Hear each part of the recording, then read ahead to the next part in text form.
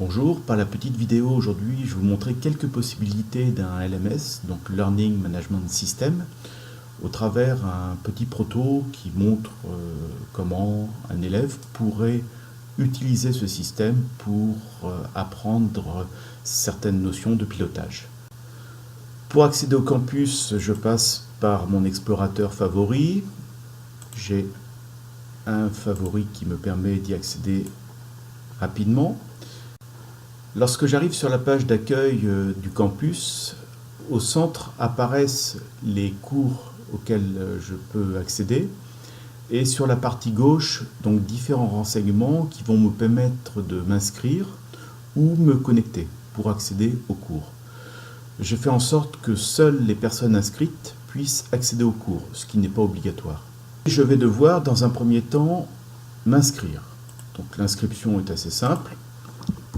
J'ai quelques champs à saisir, un mot de passe, fond.com, donc l'utilisateur Lafond, mot de passe E, et mon inscription est réalisée. Une fois inscrit, donc sur la page d'accueil, je vais pouvoir accéder aux différents cours. Alors, certains cours seront accessibles directement, d'autres cours ne seront accessibles que pour des personnes qui auront déjà préalablement suivi certains cursus. Je vais accéder directement à ce cours et le suivre. Initiation au pilotage d'un planeur. C'est parti. Bonjour, bienvenue sur ce cours destiné à l'initiation au pilotage. Je me présente, je m'appelle Éric Lafond et je serai tout au long de ce parcours ton formateur. Au menu de ce cours, 2 leçons. La première leçon destinée à définir du vocabulaire de base que l'on utilisera lors de l'apprentissage du pilotage d'un planeur. Et la deuxième leçon sera consacrée aux différentes possibilités d'évolution d'un planeur dans les airs. On parlera d'axes et de rotation autour de ces axes. Après chaque leçon, un petit quiz te permettra de valider que les principes exposés sont bien acquis, et c'est seulement si tu réussis ce petit quiz que tu pourras passer à la leçon suivante. Voilà, donc l'introduction est vue, je referme et je reviens à la page d'accueil. Et cela me donne la possibilité d'accéder à la leçon 1. Je passe à la leçon 1 en cliquant dessus. Une vidéo, je clique sur le bouton et je vais pouvoir visualiser pour piloter un planeur, plein il écran, est nécessaire de bien mémoriser une des 2 repères excellentes visuels. vidéos créées Le par premier est fixe, Chal. lié à l'environnement, c'est la ligne d'horizon. Elle est réelle ou imaginaire suivant la visibilité. Le second repère est lié au planeur lui-même. C'est le repère capot, placé dans l'axe de la vue du pilote. Vous pouvez le choisir à votre convenance sur le plan visuel, le principal étant que vous mémorisiez une fois pour toutes une véritable image de référence. Car c'est la position de ce repère capot qui va en fait matérialiser la position et les mouvements du planeur par rapport à la ligne d'horizon.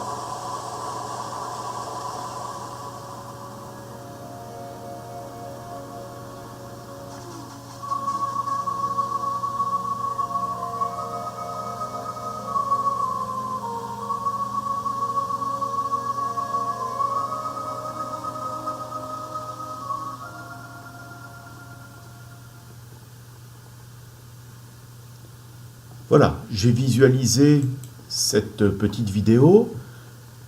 Pour poursuivre le cours, apparaît un exercice. Donc je vais réaliser l'exercice et démarrer le test.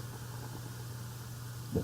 Les repères visuels utilisés pour voler en planeur sont l'horizon, vrai, les instruments, non, la ligne d'horizon, pourquoi pas, le soleil, non. Fin du test. J'ai réussi parfaitement le test. Ok, d'accord. Je referme le test et ce qui va me permettre de pouvoir en revenant à la page d'accueil, accéder à la leçon 2 qui n'était pas disponible préalablement. Leçon 2. Ah, encore une vidéo.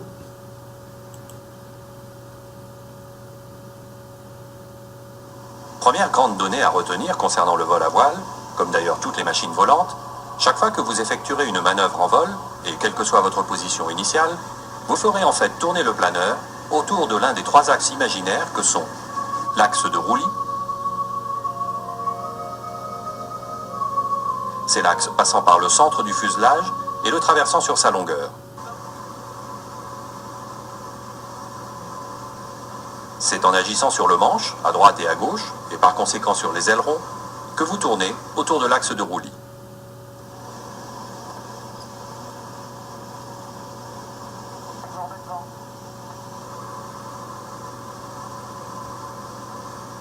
L'axe de tangage.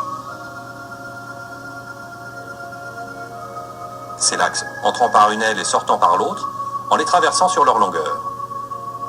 C'est en agissant sur le manche en avant ou en arrière, et par conséquent sur la gouverne de profondeur, que vous tournez autour de l'axe de tangage.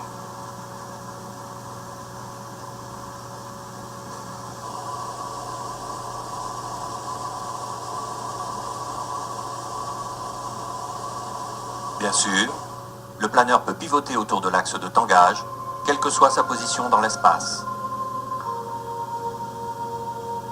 L'axe de lacet. C'est l'axe perpendiculaire aux deux autres axes de roulis et de tangage.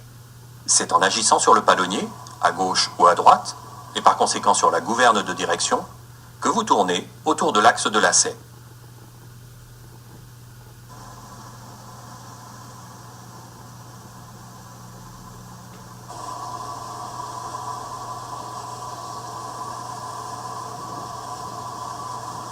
Bien sûr, le planeur peut pivoter autour de l'axe de lacet, quelle que soit sa position dans l'espace.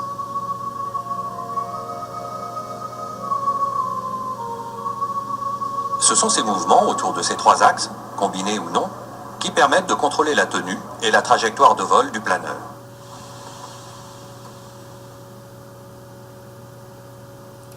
Voilà, la petite vidéo créée par Chal, l'excellente vidéo créée par Chal est terminée. Je peux maintenant accéder à l'exercice de ma leçon et démarrer le test.